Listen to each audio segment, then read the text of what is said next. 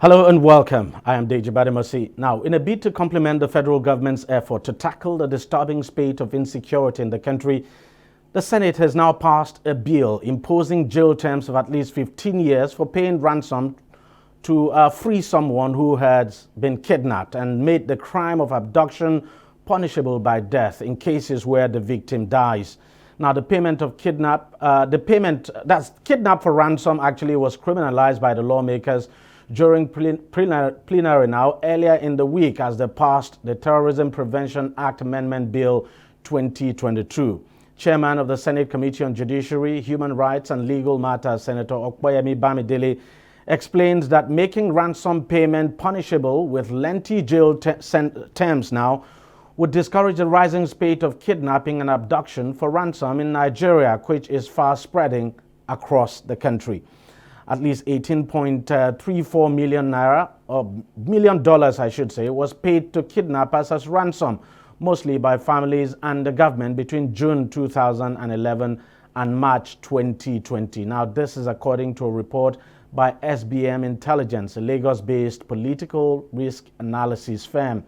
The senator said the amended law is to avoid waste of precious money to fund terrorism in the country. Meanwhile, in the midst of all of this, the victims that were abducted by terrorists during the Abuja-Kaduna train attack last month have spent exactly 1 month in captivity with little or no information about the federal government, about what the federal government is actually doing to rescue them unhurt. Of course, recently, the president of the country ordered security agencies to ensure that all those who have been held hostage are released unhurt, but we're yet to hear anything from the security agencies. I guess they are working on that. But the frustrated relatives of this train, the Abuja train attack now, their relatives have said they do not mind paying ransom to rescue their loved ones from captivity, damning all the consequences. Now, the situation is more like a catch-22 one. How does the relatives of the victim get to see their loved ones again when the lawmakers have banned or are actually, because that bill still has to be assented to by the president before it becomes law, but then the lawmakers, when you consider the bill that these lawmakers have passed now, then it's difficult to see how this relatives of these victims now would be able to pay the ransom to get their relatives rescued or released, so to speak. So it's really a catch-22 situation. But let's discuss this further now. I'm being joined on the program by David Okoro, who is a security expert. He joins us from Abuja. Mr. Okoro, thank you very much for joining us on the program. What's your take on this bill now by the Senate, the bill passed by the Senate, even though it's not been assented to by the president? But, well, there's every likelihood it becomes law. So what's your take on it? Well, the Senate is, their role is lawmaking, and they've made a piece of law, but I'm concerned whether such laws are implementable or whether such laws will solve the problems they are supposed to solve, because you're saying don't pay ransom to kidnappers. So the question would be, so what happens? What happens to those who are kidnapped? Because if you look at the statistics, I don't have the figure right now, but I'm not sure that we have up to 10% of kidnapped victims that have been rescued by law enforcement.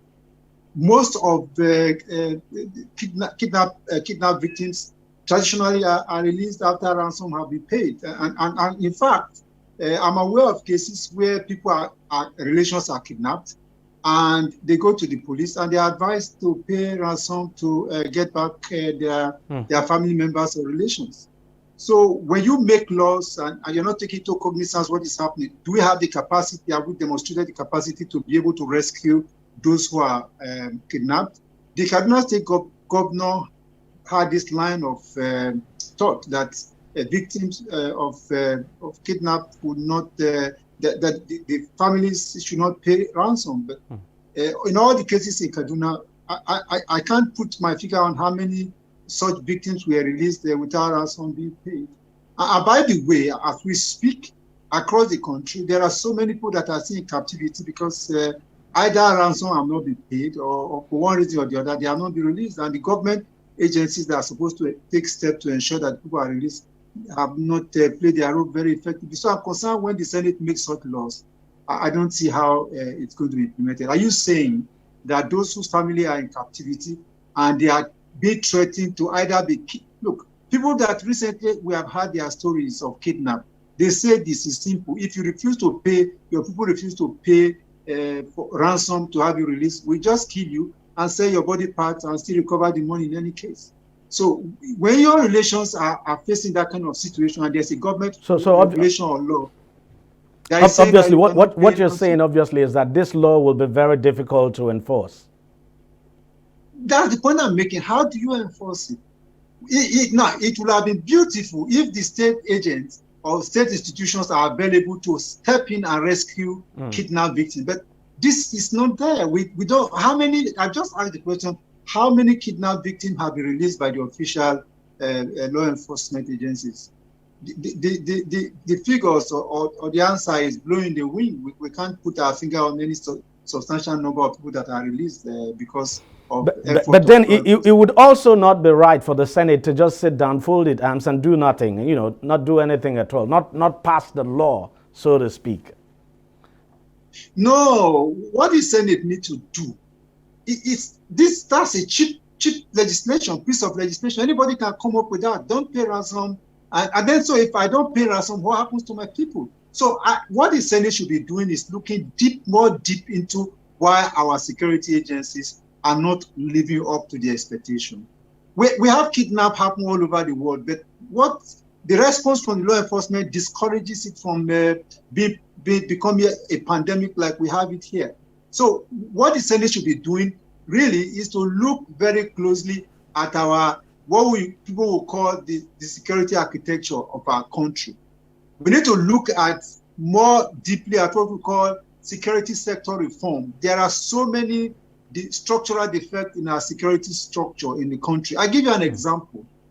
The Nigerian police should be at the center of providing internal security, but the military over the years have very carefully pushed the police off the stage.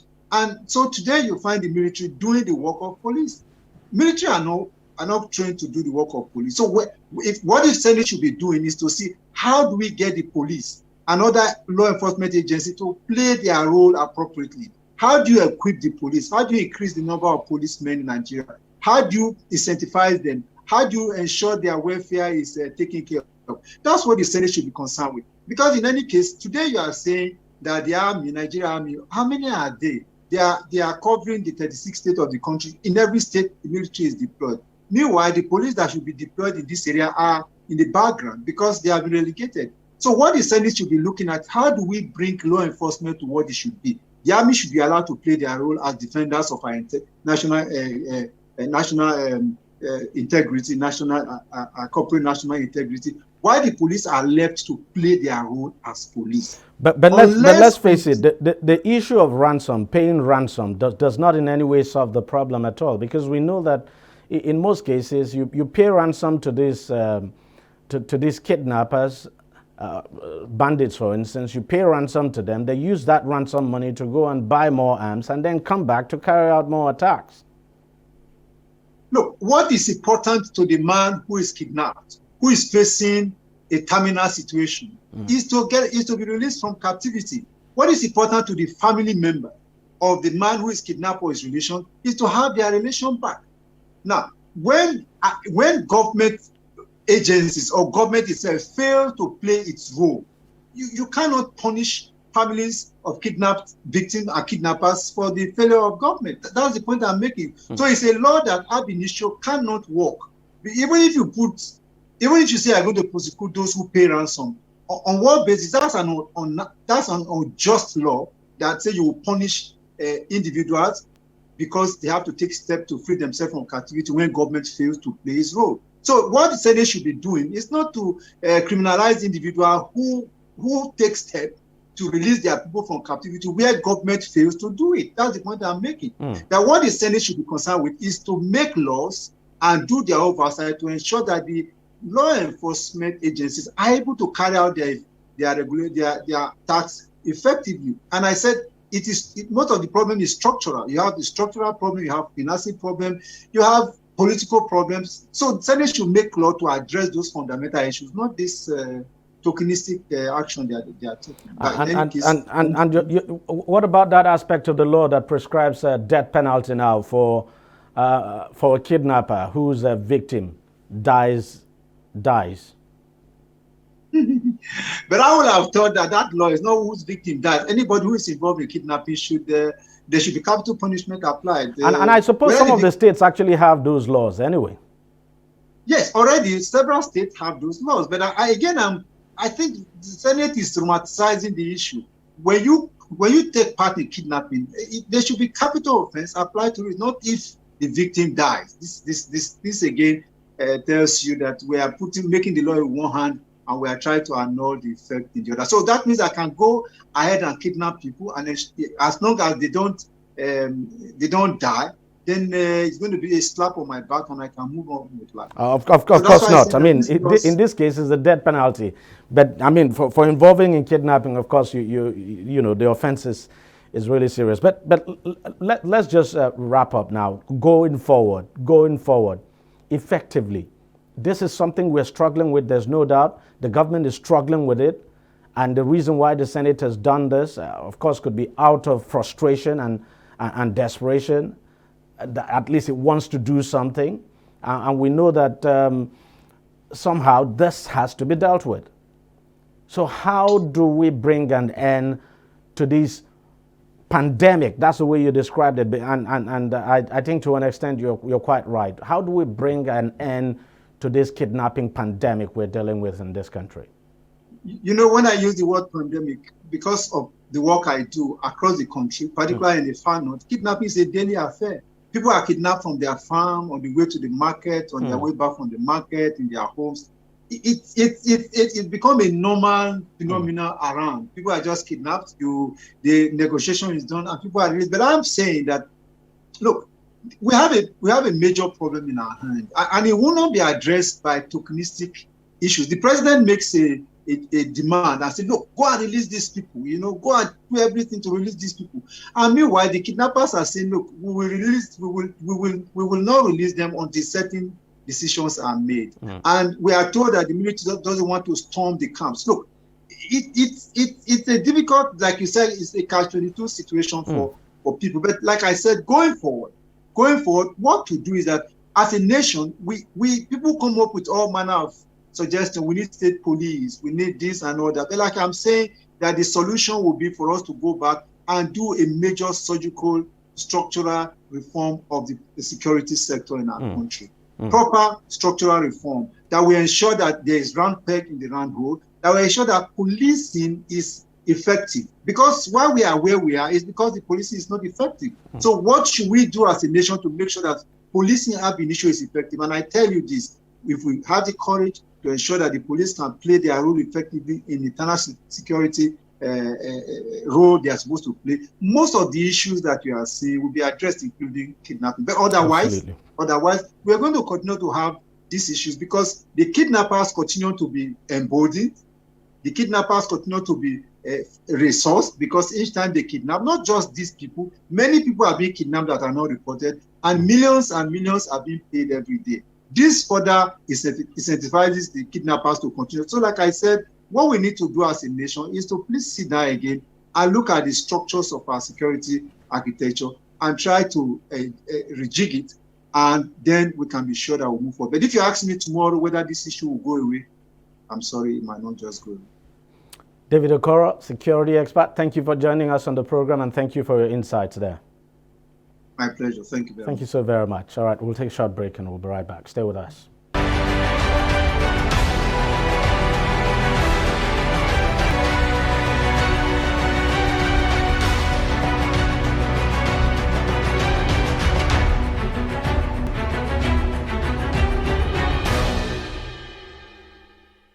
Welcome back. Now let's get a legal perspective to this ongoing debate. I'm now being joined on the program by Evans Ufele, who is a lawyer and of course a public affairs analyst. Thank you very much, Mr. Ufele, for joining us on the program. Let me start by asking you, How enforceable, even though it is not law yet, I mean, this is just a bill.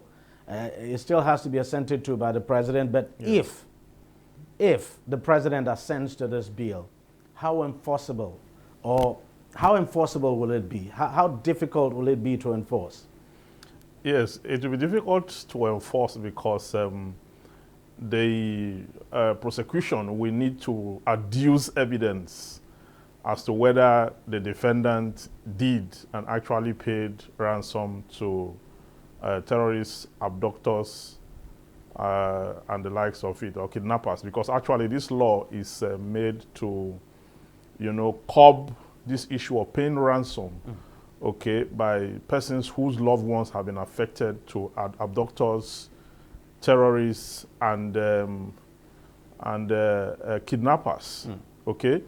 So, but beyond making the law, the issue of enforcement is very critical, and most times our lawmakers are not looking at how easy or how well this can be enforced. Because for you to enforce whether someone has paid ransom or not, you need material evidence. And usually these ransoms are not paid through bank accounts.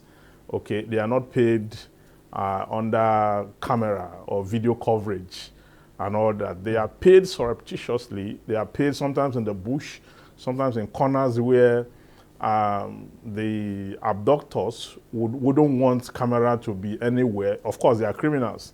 So the question now is, if it becomes law, what are the parameters? Because our laws have not changed as to how prosecution is done. You are still going to adduce material evidence, and then not just adduce evidence, but you are still going to prove them beyond reasonable doubt. And then you still have to put all the necessary apparatus for which that evidence should be admitted under the law. Where that cannot be done, then you cannot successfully enforce or prosecute anyone. I would have thought that the National Assembly would have looked at the fact that since the executive, the president, took an oath to defend Nigerians based on the Constitution, and for the past 7 years, going to 8 years now, he has not been able to do that. That is gross misconduct. I would have thought that the National Assembly will be looking at how they can slam the necessary constitutional punishment. Like impeachment charges. By impeachment, yes, or any of the other ancillary movements that can be, taken on against the president for failing, or the executive. And some people have said, maybe the National Assembly too should have, looked into how to strengthen the country's security agencies, for instance, how to increase the number of our policemen, increase the number of the military, because part of the reason why we're having this challenge, or part of the reasons I should say, is because whether we like it or not, we have a serious manpower problem, but the Senate is not looking at that. We have a serious manpower problem. I think a law should be made to that effect. We don't even need a law, a policy to that effect, to increase capacity, manpower capacity and all that. And also, more importantly, the source of terrorism, the sponsors of terrorism. Because it's not enough to have laws to curb. That is like attacking the issue from the head, the top, okay? The bottom, the root of it is this. How did this insurgency, how did it start? How did they get into the country?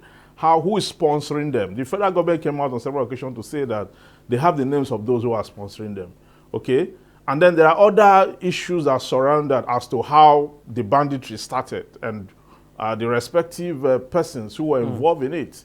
So, the National Assembly should do more than just passing a law. This law is quite lame, and it's so reactionary because it is targeted against aggrieved parties. Yeah, and people who the government has failed. That's what I'm going to ask you. How does it feel to want to punish those whose loved ones have been kidnapped and the government can't rescue their loved ones, and they've chosen to act and do something to rescue their loved ones, to get them released? Because just like my last guest said, there were situations in this country where, for instance, people's relatives get kidnapped. They go to the police to get the police to do something, and even the police would advise them to go and pay the ransom. That is the and now you want to punish them. Yes, that is a failure of governance. I would have thought that since the government have not been able to develop the necessary capacity to tame these people, then those whose loved ones have been affected, those who are really aggrieved, okay, you should allow them to look for a way to find remedy or respite to the issue in question. I'm not saying that we should encourage people. Yeah, because that's another angle. Because yes. Should you not do anything and then just say, okay, people should just feel free to do what they want? I mean, that would amount to, you know, sort of legalizing, if you like, yes, or giving a free rein now to ransom payment. Because let's not forget the fact that, look, ransom payment is wrong. It's wrong. You pay these guys, wrong, that they take the money, they buy more arms, and the yes, next day they come back attacking and all of that. So it's actually a very difficult situation. But the idea of, I don't really know, the idea, will the solution be to punish those, to punish the victims, so to speak? Wouldn't that be double jeopardy? It's not a good solution. It's double jeopardy, actually. It's an irony. I mean, that law itself is, for me, dead on arrival, because you are going to have allegations, you are going to have people arrested, but when they get to court to prove that they actually gave ransom, it's a different ballgame entirely. So I would have suggested that while it is condemnable to give ransom because you empower the criminals more, and then you give them capacity to unleash more evil and violence in society, but at the same time, I would rather that the government find a way around the situation so that they are able to prevent it. They are able to prevent terrorism and criminality. We have seen countries where terrorism have been fought to a standstill because the government will have to deploy all the necessary apparatus, okay, to do this. But not in a situation like this where you now want to punish people who are already affected by the system, by the lack of capacity and the failure of governance. It will be very, very difficult. It will be a difficult situation to handle. Let's have a system that is competent enough, okay, to name the sponsors of this violence and then to prosecute them. Since this insurgency started, no, we don't have one case, and one person that have been convicted. One. Okay, it tells you that the federal government is not on top of the situation. They don't have a grip of the situation. So if they have not prosecuted anybody, and then you turn around and say that those who want to find a way around it by means of self-help, because I think that giving a ransom is self-help, is self-help, is illegal. But if you have not shown capacity, or what do you expect them to do? Is there any other alternative, okay, to that? Perhaps the government should give those who are affected an alternative other than punishment for trying to get their. I mean, Leah Sharibu is still in detention till now. Some of the Chibok girls are still in detention. The victims of the train attack. The victims of the train attack are still there. So if we because I mean, one of them was released. The bank director was released. And the word is that ransom was paid. Yeah, that ransom was paid. Okay. So now others are there because perhaps they have not been able to pay ransom, or they don't have the funds to give. So what is government doing about that? The government did not even issue a statement on the issue. And then you now turn around, I think... and you tell the desperate relatives not to do anything at all, to just sit and watch. Not to do anything, just to sit down and then watch. You pass the law and I mean, is it really what we sent these lawmakers to go there and do? Because the issue is that our lawmakers don't consult their constituency while they carry out some of the... I don't think this is good representation. Because if you look at the numbers, I mean, the opposition was barely not there. It was almost an overwhelming vote for this. And now it is before the executive. But don't you think, another thing, that this is more like a catch-22 situation? Who would want to go and vote against criminalizing the payment of ransom? Because but at least one person should raise an objection and say... But I'm just saying, it's a difficult thing to do. I mean, it's a difficult thing to do, yes, to really kick against the criminalization of the payment of ransom. It's also difficult to say, don't pay the ransom. So I don't really know. Maybe the lawmakers should have just kept silent over this. Well, I mean, what I'm saying is an objection should have been raised as to, in as much as it is not good to pay ransom and people should not do it. But somebody at least should raise an objection and say, we need to, we need to make a law to curb this issue, this hydra-headed monster within us. We need to find a way around it. How do we find a way around it? Let us, punish the executive for not acting right. Let us have a policy to increase capacity. Let us mention the names of the sponsors. Let us prosecute them. No, none of them said that. I didn't see that anywhere. So if you have not prosecuted them, you have not done anything about the thing. Even if you make a law, just like, even if the president signs that law today, and nothing is done about those who sponsor them, and then those who recruit them, those who give them all the necessary paraphernalia upon which they attack society, you are still going to have the same, we are still going to be in the same spot. Because we know their names, we have it, we don't have the courage to mention them, we don't have the courage to prosecute them. So, and then everything is in the ball of the executive, because it's actually the executive that should kickstart the action of prosecuting them, not the court. The court is just, not the judiciary. The judiciary is just the clearinghouse waiting for the executive to prosecute. When the executive file a charge against these persons listed who are sponsoring them, then the court will look into the charge. And, the persons affected will file their defense to that effect and come to defend their cases. And then the court will make pronouncements based on evidence. And that will be it. But the executive have not done anything about that. And now there's a law passed that's on their table right now for assent. So we don't know what they're going to do. So if eventually the president assents to this, this could just end up being one of those laws in our law book that is never enforced. Of course, we have many laws like that. We have a lot of laws in our law books that are never enforced. Part of our laws is that convicted and condemned criminals should be executed. But a governor will have to sign a death warrant. No governor is doing that. So it's part of our law that's not. So this could well be like a storm in a teacup, so to speak. Of course, it's a storm in a teacup. It's not going anywhere. And they have wasted legislative time. They have wasted legislative resources. They have wasted taxpayers' money pushing this bill to this point. And that is why we're saying that, is this what we send our representative to the National Assembly to do? Do they consult their constituency before they come up with this kind of arrangement? Because this is a whole waste for me.